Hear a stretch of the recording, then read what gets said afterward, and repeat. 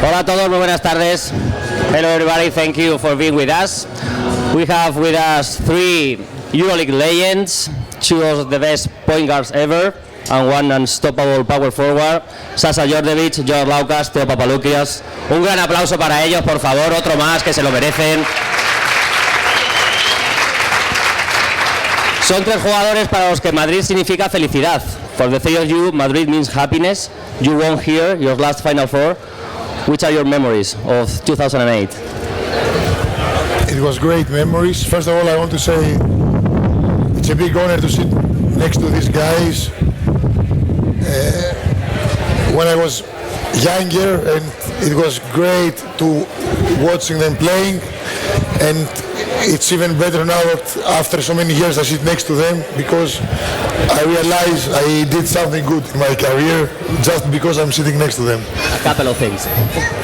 Yes. Anyway, so thank for all these people that are around us. It means that they love basketball. They're very lucky because Madrid is one of the most beautiful cities. That was what we were discussing before. And I have great memories. It was the last Final Four with CSKA. It was a difficult season for us, but we came over here. We had lost the previous year the Final Four in Athens in the final, and we came back to get back the title. We had some good games, and in the finals we played a very solid game. Tresan Langton was our leader. He was the MVP. He carried the team, and he helped us win the title. This is about telling some secrets. What did you do as a team after winning the title? Some party or something? No party at all? We partied, but the most important is, the happiness is the first 2-3 minutes with your teammates. After that, you collapse because it needs very big effort for your body and for to think, mentally. It takes a lot of energy to win the Final Four. So the big part is the first 3-4 minutes with your teammates, with your coaches, with administration, with your family. And after that, you just go outside and you try to realize how difficult is what you did. And Joe, you play here for Real Madrid for 5 seasons. 5 seasons. You won till now the last EuroLeague title. What means Madrid to you?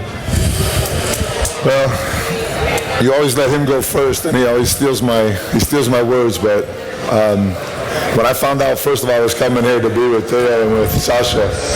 It's just an honor to be with these guys. I've played against guys like this all my life, and this guy's a living legend. I don't know, I got my microphone messed up. But living here in Madrid and being here in Madrid and watching the Final Four here in Madrid and everything that's going on is just very special for me. It's been special to be able to be that last championship that everybody talks about. We'd like for that to change if possible, but it's just special. It's a great time to be here in Madrid and a great Final Four. And what means to you, Sasha? You won here, you played here, and as a coach last summer, you won the silver medal with the Serbian national team. Yeah, but let me just add one thing. I mean, you're sitting here with Joe, playing 5 years for Real Madrid, winning 1 EuroLeague title. It is so difficult having him putting a big effort, big stamp, his career being the best power forward in the Europe at that time. It's so tough. I won just 1, Theo won 2, right?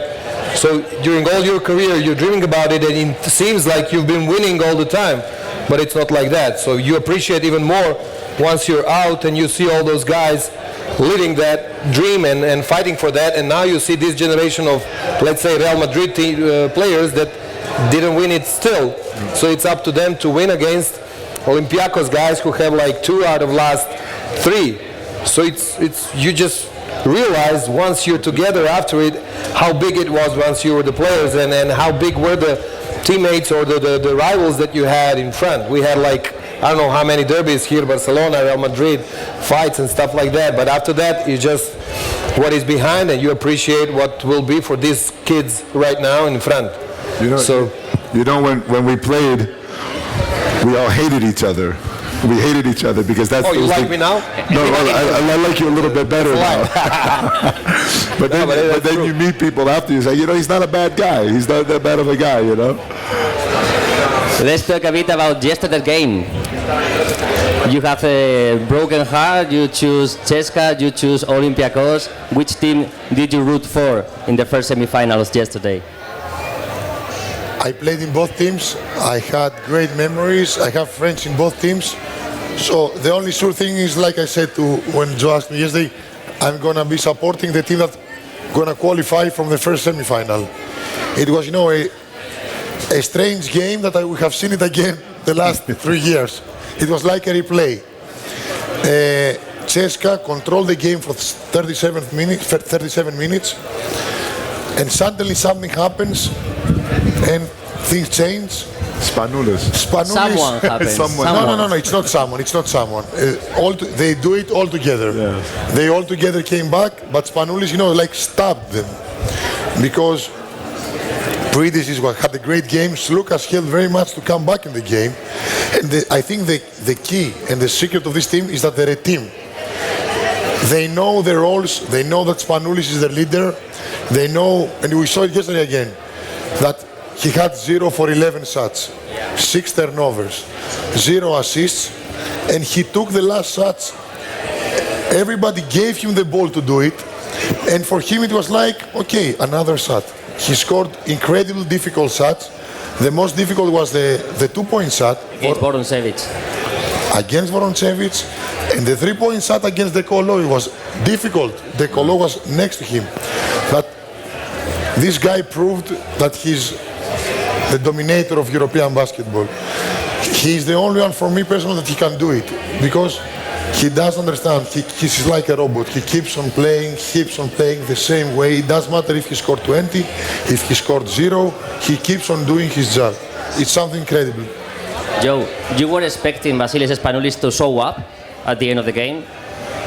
We were sitting next to each other, and I was sitting with my son too in the game, and I kept telling him, I said, it's not over yet. Spanoulis is always around. He's always around. Because we saw in London 2 years ago, 0 points in the first half and 20 in the second half. And he's to me, he's by far the best player in Europe. He's the most decisive player. He might not be the best athlete. He might not be the best shooter, not be the best point guard, but he's the best overall athlete. And to me, he's a superstar. And I think that's what Europe misses now, is superstars. We need more superstars like Spanoulis. What were you thinking, Sasa, when 3 minutes left, 8 points up, CSKA Moscow? Yeah, I agree definitely with Joe and Theo. Unfortunately, I have to agree, because on the other side I had my player Teodosic, which I wanted him and CSKA to win. I'm honest, so I really wanted for him because he's a great guy. He played different finals, different Final Fours. He's always there with his teams, and even with the Olympiacos, he was in Paris and stuff like that.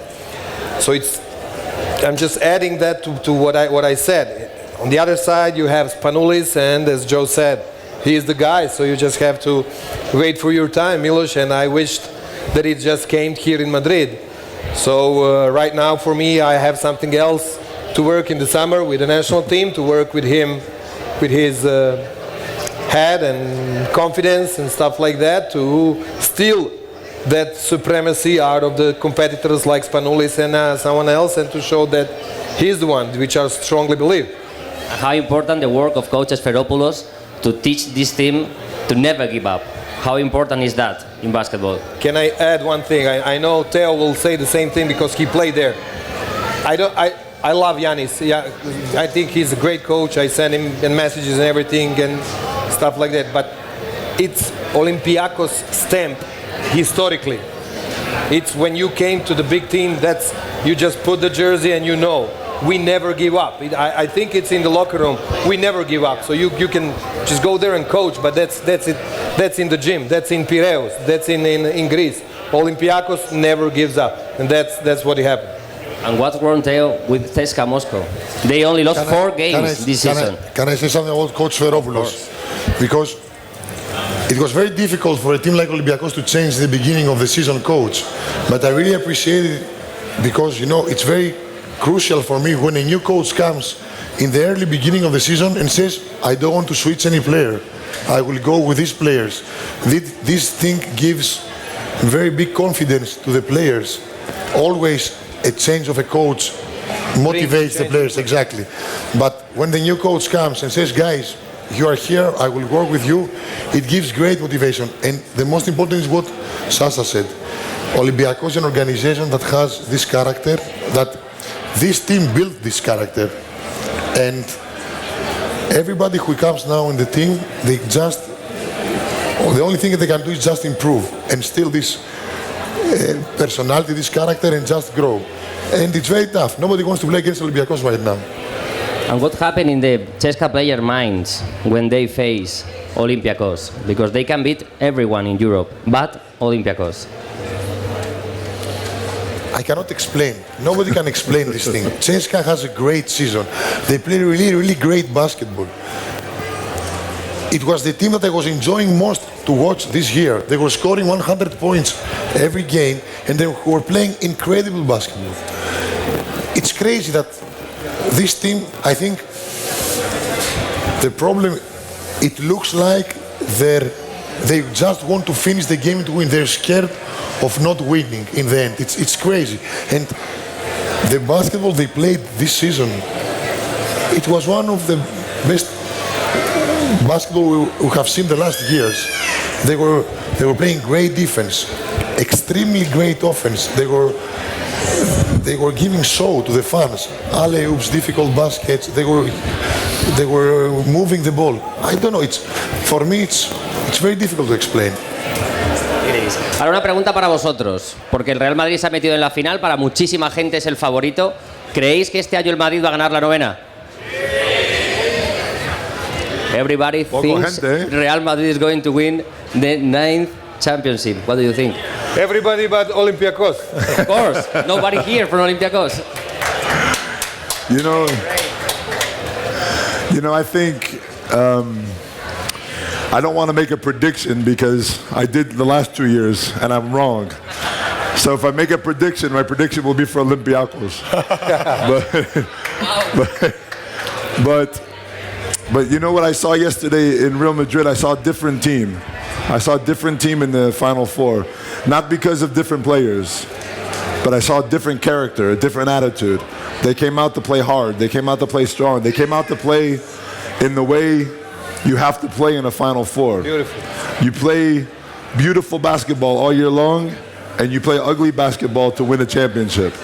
And I think yesterday they learned. And to me, the key player for this team is Nocioni, without a doubt. Nocioni came in with attitude. He came in with a lot of heart, a lot of mind, a lot of something else that I can't say here because there's children. But he came in with just a different personality, and I think that becomes contagious to the rest of the players on the team when you see that. When the players see, oh, if he's going to play that hard, I have to play just as hard as him because he's 35. And I can't have a 35-year-old man, old man now in basketball, playing harder than me, and I'm 26. And I think I saw that with everybody. It made me very happy, and hopefully they can do the same tomorrow. And he was capable to stop the best EuroLeague player this year, Nemanja Bjelica. He played ugly against Bjelica, and Bjelica get out of the game. I was about to add what Joe said. It's absolutely true, but unfortunately Nocioni played against the MVP, which is Bjelica, that I have to coach in the national team again. So guys, you're giving me a hard time. You're killing me. It's not about Final Four, it's about national team of Serbia. Come on, stop it. No, I'm just kidding, but absolutely right. Nocioni and Bjelica played in Tau Gres years ago. And Nocioni was a big star, Bjelica coming up big as a young player. Right now, Bjelica MVP. And he was not in the best shape. He was injured prior to this Final Four. So Nocioni came up strong, and this was, everybody was questioning signing of Nocioni at the beginning towards the Real Madrid, Alberto Herrero's sport direction. But this is why Alberto Herreros knows basketball, and he's right about signing Nocioni. This is the game why he was signed for, and he delivered the final to the Real Madrid team. So it's sometimes we have to look at the big picture. We are really close to just criticize a lot. It's easier because that makes us look less bad. Can I say that? Yes. So you can criticize and stuff like that. But I think this was the typical thing of GM and Pablo Lasso, whose team plays, I think, 3 years the best basketball I've seen for a long time in a way of playing. They play beautiful. A lot of ball movement, penetration. Sergio, Lul, JC Carroll, whoever comes in the team, they just pass the ball. They love to play, and it's beautiful for us to watch and to admire. So Pablo has a lot of credit for this success too.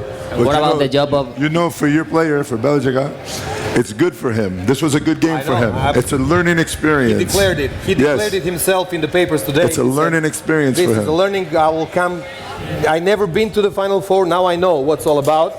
And it wasn't a good thing because, I mean, EuroLeague, Jordi, and all you guys, you played on my guys. I mean, you gave Teodosic reward, starting five, Bogdanovic, rising star, Marjanovic, MVP, Bjelica, MVP, and they all did not play well. So it's a no-no game for me. So be careful. Next year, we don't want no personal prizes, nothing.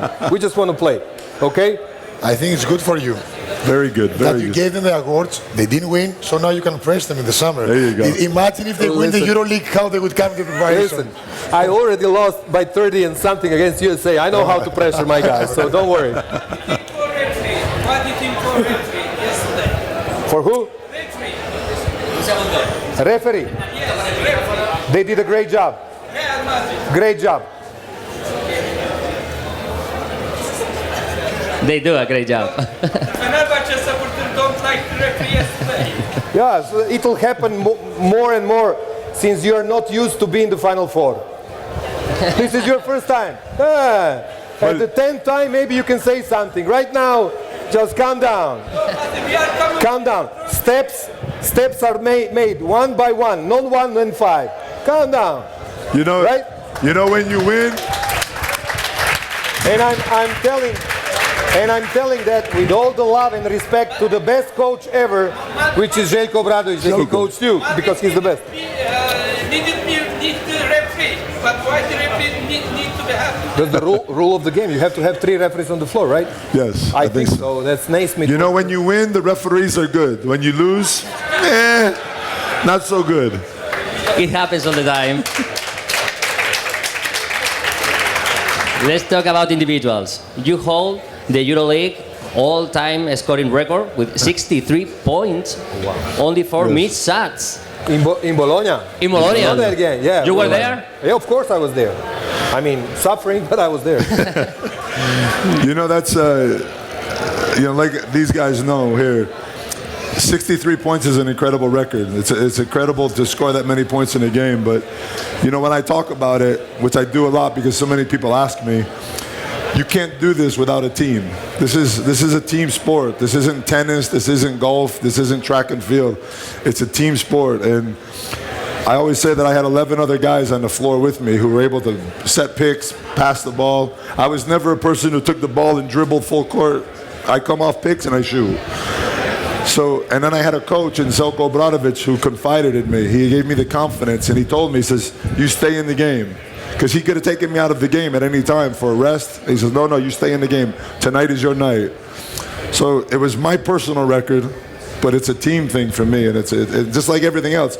You win a championship, it's a team championship. You play a good game, it's thanks to the team, not because of you. But I remember the game. He did not force not even one shot. One, I think. I was in the bathroom. I haven't seen it. I shot the three-pointer. I went to the bathroom. I didn't see that. Wait, I swear to God. I shot a three-pointer from half court, which I wanted to take back because I knew it would bring my percentages. Okay, yeah. You should give Isma that shot. He would miss it anyway. Exactly.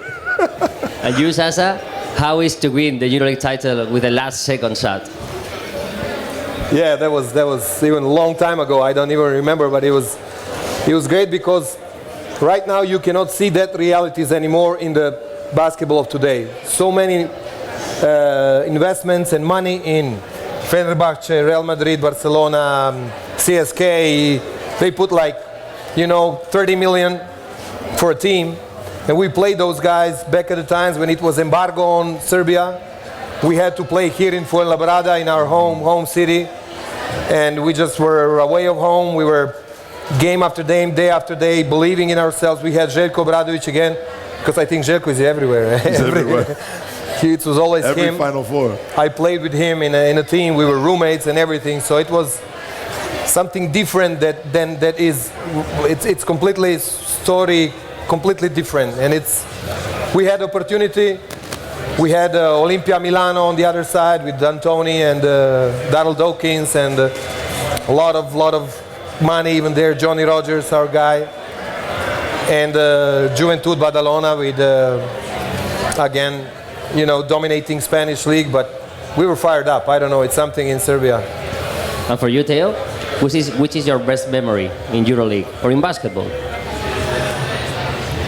I'm lucky because, like they said, I was in teams that we lived a lot of great things. I lived a lot of great things with CSKA, with Olympiacos, even with Maccabi, and I lived great things also with my national team. It's like Sasa said, national team something different. He knows it because now he's coach. It's very easy to motivate your players because you play for your country. So I was from the lucky players that we enjoyed living great things in our career. And like he said in the beginning, the things you realize how lucky you are when you finish your career. Because when you're in basketball, you just think it's normal. I work very hard, I practice very hard, it's normal to win. So the most important for the guys now is to understand maybe they don't have the chance to come back and play a Final Four. And the most important is not to play good, is to be in the winning team. If you play good and you're in the winning team, it's great. But if you have to choose between playing great or being the winning team, the only thing I say to them, guys, just be in the winning team. Because that's what stays and that's what makes you a better player, to be in the team that knows how to win. Are you thinking about becoming a coach? Not really. No? Yeah, Pinocchio, big nose, lying. He is going to be a coach for sure. This is what happens when you become a coach. This is what happens when you become a coach. Exactly. You lose your hair. And you gain some weight. And you gain some weight. Talking about coaching. Now you like it, kid, huh? You like, hey, kid. The referee. Which team is best for yesterday? Which, excuse me? Team supporter. Supporters? Yes. You guys, definitely. But the thing is, he will tell me because he knows. The Olympiacos fans, they know when to put that the thing for the team. They follow the game, which is, we have the fans in Belgrade, Partizan and the Red Star, unbelievable. You're nothing, Partizan and Red Star, you're nothing. Trust me. Our fans are unbelievable. You should come to Belgrade, bring you euros, spend something to read tourists, and see the game. Exactly. Make some money. Economy. But the Olympiacos fans, they follow the game, and they know when to put the wind to the back. They knew yesterday in the fourth quarter Absolutely. when the game changed. Exactly, that's what I'm it. saying. They always know when to. Fenerbahce now and the Turkish basketball is now building new fans. Yes. And it's very important because, most of the fans of the Turkish team, especially Fener, are football fans. And now you're building new fans. So Olympiacos fans, the last years, they had from the past, they were following basketball. Now the last years, because of the success of basketball team, they are close and they're watching basketball and they start to understand. And the importance, like they said, it's not what you are yelling, it's when you are yelling and how you are yelling. It's that you're forcing your team to play better and you're putting the pressure in the other team. But this is what he said. You cannot go from first step to the 10th. You have to build it. Then you'll see. If you're gonna become. And sometimes you go down 2 steps before you go back up. Of course. Yeah. Let's talk about Fenerbahce. I'll see Fenerbahce in like 10 years when I'm coaching the Final Four team. I'll In 10 years. I'll be In there. 10 years. 10 years. Well, I'm being modest. Okay. Sasa, how good is Fenerbahce's coach? Sasa, It's Selko Obradović. For my opinion, it's the best. I had a chance to be coached by him. He's the best. How he prepares the teams for the Final Four. He's unbelievable. That process and everything. But I think in Europe you have great coaches. You have, I don't know, Ettore Messina, the tail head, is unbelievable. A lot of Serbian coaches, Duda Ivkovic, Boža Maljkovic, Pešić from Bayern. We have a lot of great coaches. Our school of coaching was really particular. We kind of lost it right now, and we are trying to rebuild it with a new generation, new way of looking and playing, and what we learned from them we're trying to put in a new generation's new way of playing basketball, which is, I think, different than it was when we played. They're great coaches, but they're crazy. Absolutely. But they're crazy. Absolutely. Can you tell everybody what did you do before the final game in the Istanbul Final Four? Where did Obradovic took all the team? Where did he took us? Yeah? Where did he take us? To the zoo? To where? Didn't you wear to the zoo? To the souk. To the zoo. To see animals. Animals. No, I don't remember. Probably. That's what we do. We go and take ice cream or just play soccer at the practice at the beginning. Anything but basketball. Before the finals. That's what our coaches would do. I can't remember. It was too long ago. I can't remember. Nothing can change with one practice the day of the game. Everybody's stressed, everybody's tension, and the smart coaches, they just want to take the pressure out of the players. I was very lucky to work with great coaches like Coach Giannakis, Coach Ivkovic, Coach Messina. You know, the good coach, you know what they do before an easy game? They're killing you in practice before the easy game because you're not concentrate. Before a big final or before a big game, the coaches, they know everybody's going to concentrate. So the thing they have to do is to take the pressure outside of you. So for us, the hardest period was when we had an easy game. When we had 2 or 3 easy games in a row, we're saying, it's going to be difficult weeks. Because we know we're going to play easy games, the coaches will kill us in practice. Keep on running. Every time. Yes. Every time. What I did in the World Games, I sent all my players to see soccer, Real Madrid, Atletico Madrid, the night before France game. No practice, just go and see the game. I paid for the tickets. Alberto Herreros did all the other stuff. The guys from Real Madrid were happy to have us. They have it there, selfies, photos, blah, blah, blah. Cañita, and win the game tomorrow. And you, Joe, what's your memories of Coach Obradovic? You know, I always tell the story about the final game. We did the same thing every game. You know, basketball players are very superstitious. You know, you put your underwear on the same way, you tie your shoe the same way, you do everything the same. And the final game against Olympiacos, when we met in the lobby to go for lunch, instead of going to the restaurant and the hotel, Zelko said, everybody outside. And we went outside and we got on the bus. Ice cream. And no. Subway. And we took 30 minutes outside of the Zaragoza and some restaurant in the highway. And we sat down and had lunch. And I said, Zelko, what the... I didn't say it like that, but I said, what are you doing? What are you doing? He says, just eat lunch. And I said, no, I want to eat lunch in the hotel and I want to take a siesta.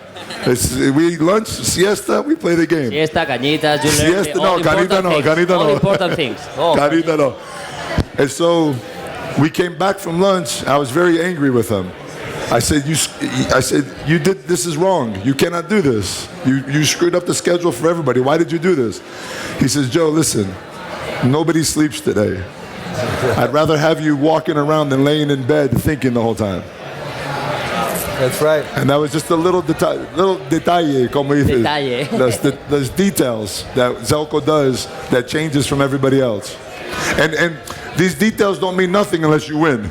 Always. Unless you win. The Real Madrid Theo is playing his 3rd consecutive final. You were there with Cheska. You know how it is to get back to the Final Four and falling short and losing games. How can you handle that pressure? It's very difficult, but you have to decide if you want to make it stress or energy. If you let this thing beat you, you have a problem. Otherwise, you can put it out of like energy. And what they did yesterday, I think they came on the court and what they said, Nocioni showed them how we have to control the game. We cannot play a game up and down and see who's going to score more baskets. They came on the court and said, listen guys, this is our game. The only problem for them is that they play against Olympiacos. I think if they had to choose to play with Golden State, Cleveland, or Olympiacos now, they say Cleveland, Golden State, and then Olympiacos. Because Olympiacos has nothing to lose. That's the thing. And they know that even if you're 10 points up, the game never finishes until it's the 40th minute. It's up to them to learn from what happened in the previous two Final Fours. It's going to be a very, very interesting game. And everybody knows that it's not going to finish until the last second. And Sasha, what game do you expect for tomorrow's final? An ugly one. I expect to see Real Madrid Olympiacos in the finals. How about you bet money, put money. No, my money for shopping and cañas. No betting. I'm not good like you. No predictions. Referee from Fenerbahce is going to come and do the job. I believe if I like to call them under 5 game, under 5 points. If you manage to keep your opponent, who is a favorite, I'm talking about Olympiacos right now, under 5 points, it's always a one ball game, or a game for one ball. Because if you defend one good, you shoot good, it's 2 or 3, it's a one game that decides so you have to keep it under 5. Not during the stretch, because it can go up by 10, 12 with the Real that plays really great and up and down and they score easy and stuff like that. But if you come last 3 or 4 minutes to have an under 5 game, I'll put the money on Olympiacos. But I don't know if they will manage to keep that. It's a very, very hard. Real really plays beautiful basketball. Ahora ir preparando las preguntas que podáis querer hacer a cualquiera de los tres. Se lo decís a Tito. Can I say something? Of course. I think it's key for Olympiacos, don't let Real play it with their instinct. Because Real, with their instinct, if they go up and down, and nobody can beat them. Because they're the team with the biggest talent when you go up and down. The moment Olympiacos forces them to think, start to read the mismatches, then they have a lot of chances. Otherwise, it's going to be much easier for Real Madrid. I agree. What I saw that Coach Giannis put a great tactic against Barcelona, the first game in quarterfinals in Barcelona. He put something for their short pick and roll, that the Tomic is getting the ball in the middle and then hitting the open corners or cutting and stuff like that. And Giannis put something different. But the second game, because you have such a high level of players, they adapt on anything tactically you put. The thing has to be team. It has to be what you said, not the first option, not the instinct, not the easy one, not the easy 3 and stuff. Make me work for that. Contest every shot. Put a hard shot. Put the body. Go everybody with 5 fouls, whatever. Just you have the guys who can play hard and put some bodies. So, but you have to catch the quick Real Madrid players, and no one can catch them. That's the thing.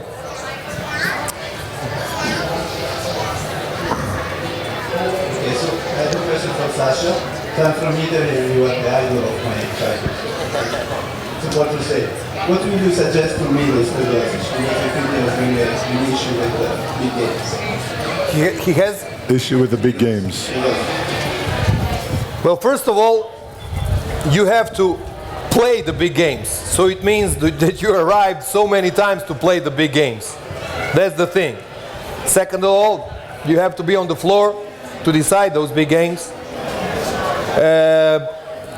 I coached him and I will coach him and I have a special thing for him, but it's not about technical and tactical stuff. It's about something similar to what Joe said with Željko. It's to get out that little worm that is in his head, maybe for that, or the atmosphere is created through the media and through everybody else about that thing. I should just, try to relax, put it on a team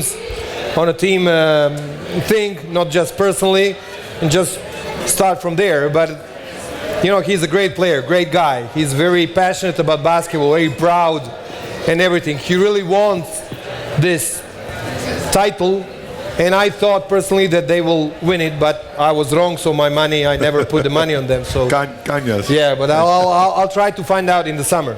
We have a big thing in front of us, so I'll try to find out. What's your name? I'm Davor. Can you give us your best basketball memories? And of course, Sasha, most Hvala majstore. Hvala. So if you just can give us your best basketball memory. Who? Everybody or? Each one? Teo. Best memories. Can I just say one thing?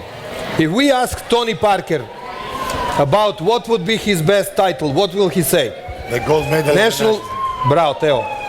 Bravo. He said gold medal with the national team. So I just wanted to put two things on the different spots.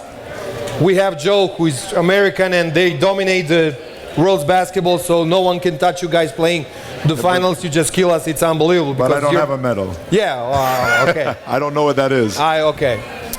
But I'm saying it's my thing. It's okay. You all do your profession. We all do. We win the titles for our club, championships, the historic finals: Real Barça, Barça Real, Olympiacos, Panathinaikos, Partizan, Red Star, Fenerbahce, Galatasaray or Efes Pilsen. Efes. Okay, Galata, Efes. But the things in once you put all that on the side with the national team and you have that emotions, winning it, that's the best memory that, in my opinion, one can have. So I will stay with that, the things from the national team when I was a player, because right now I have nothing. 95 years. Something like that, 95. Finals against Lithuanians, against my guy Sabonis and Marciulonis and In Athens. in Athens, yes. You know, I think my best memory is the good thing about my best memory is it continues today, because I was lucky enough to win that European championship with a great team, and I get to celebrate moments like this with all you people, and you get to walk down the street and still take pictures, and people come up and they say things like, "You were my idol when I was a kid." It makes me feel very old, but they say beautiful things, you know, and it's great to have that now. And like Sasha said earlier, when we won the first championship, all you want is more.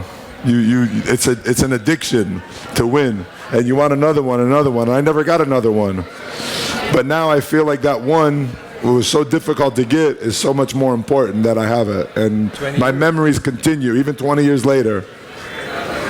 The thing maybe Joe underestimates, he's chosen you guys to live with. He's chosen Madrid, so it's because of you guys. Absolutely. You make him choose Madrid to live. So Absolutely. It's a great bravo, because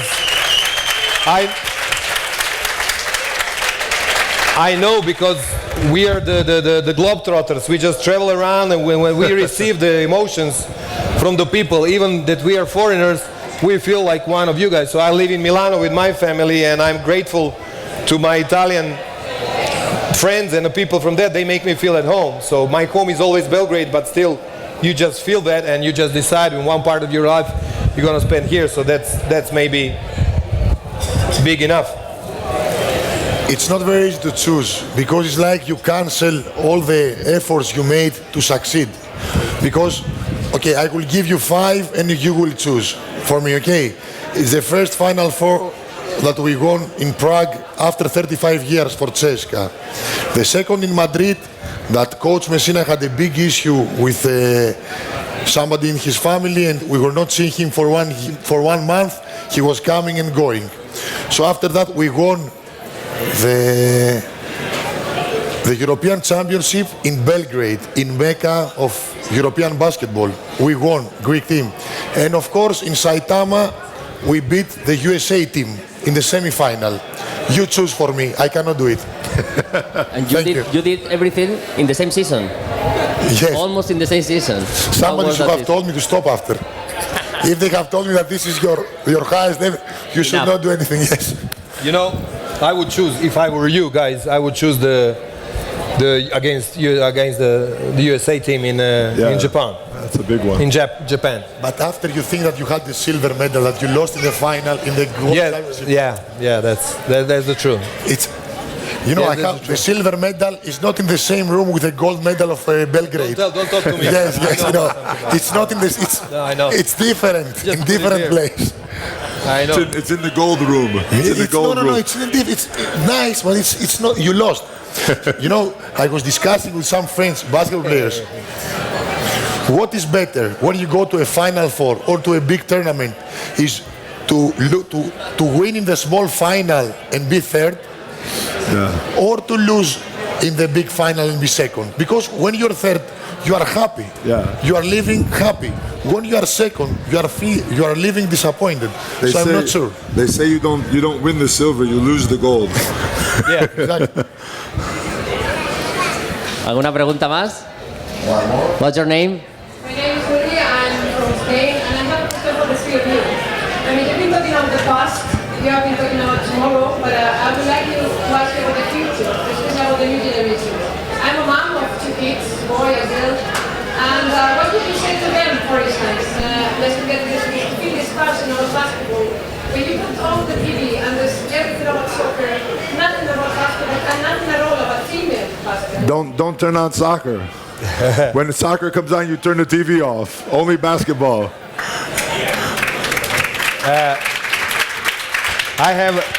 It's a great question. Great question. I have two daughters, and I never force them to play basketball. I let them choose what they like. Skiing, whatever, everything but soccer, obviously. So the younger one, she's now 12. She's chosen basketball so bad that she has number 36 as Shaquille O'Neal. She watches all YouTube things. She watches all the games. She knows Steph Curry. She knows all the guys and everything. She has that passion that we built together, but she came looking for it inside of her. And the thing is that I've been in States for the March Madness and the Final Four, and how the basketball is lived in States through the media, from the 8 o'clock in the morning on the court like this with the ex-players, ex-NBA players of the college, of university, coach, commentators, stuff like that. You cannot but fall in love with the basketball in States, but it's their game.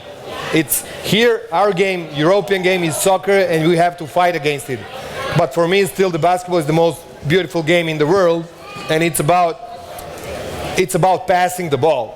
When you're ready to pass the ball, you're ready to share something with someone else. You're not egoist, but you're altruista in Italiano. I don't know. You just want you need someone else, and that's the most beautiful thing about basketball. I don't know what else, but we have a big time soccer against us, and for now it's 1-0 against them, and it's going to stay like that.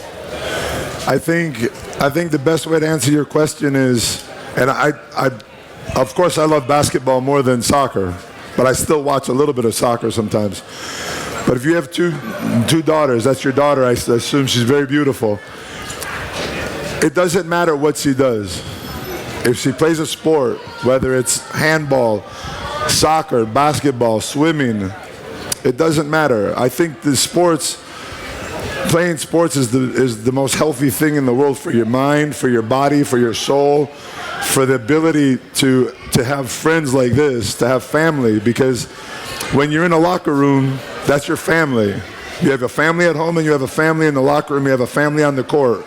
And I think any sport that your daughter wants to participate in is important because it does so much for their future. They learn how to work with a team. They learn how to...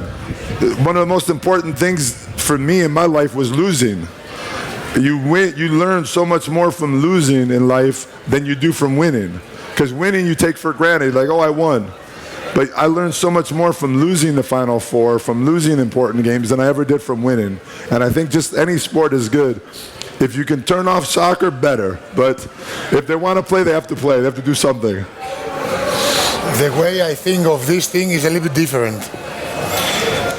The things that really interest us, we don't choose them. They're choosing us. So if your daughter is gonna like football, swimming, table tennis, she will understand immediately. The biggest problem is that most of the parents they're doing is that they force their children to do things that they wanted to do in their past and they didn't do it, they didn't manage it for some reasons. Because in Greece it's very common, all the parents, they say to their children, turn off the TV and open a book so you start reading. This is not. The example is, you don't say to your child, turn off your TV. You just go by yourself in your sofa and you take a book and you start reading, because the children is just copying what they're watching. So you don't have to force them, because sometimes if you force them to tell them you don't play football, this is making them interested to see why I should not play football. The thing is, if you find something that your child loves to do it, you have to push it to go there. Let's hope it's going to be basketball. It's going to be great. But the thing is, if she does love basketball and you push her to basketball, after 2-3 years, when the coach is going to press her, she's going to quit. If she really loves basketball, the pressure of her coach will make her try even harder to prove that, no, I love this thing, I'm going to stay in this thing. So it's like what they said. Just let your children decide what they love and just be behind them. The children, the only thing they need is support. And if you are behind them, they will be happy. This is the thing that you should look, your children to be happy. Sorry, but I love basketball, it's my life. Like these guys, we succeed because we loved basketball. If someone forces us to do something else, maybe we'll not be successful, because we stayed in basketball even when we had hard times, when we lost, because losses are more in basketball. We took our lessons, we came back stronger, and we succeed. So just encourage your children, and let's hope they do what you like, so you have things to do in common. But just let them do what they want. Hey, now we're not ex-basketball players, we're family psychologists. We help the families also. Very good question, thank you. Bueno, pues no podemos acabar de una manera más inspiradora. Un aplauso gigante para estos 3 Eurofighters, muy responsables de que estemos todos enamorados de este deporte que es el baloncesto.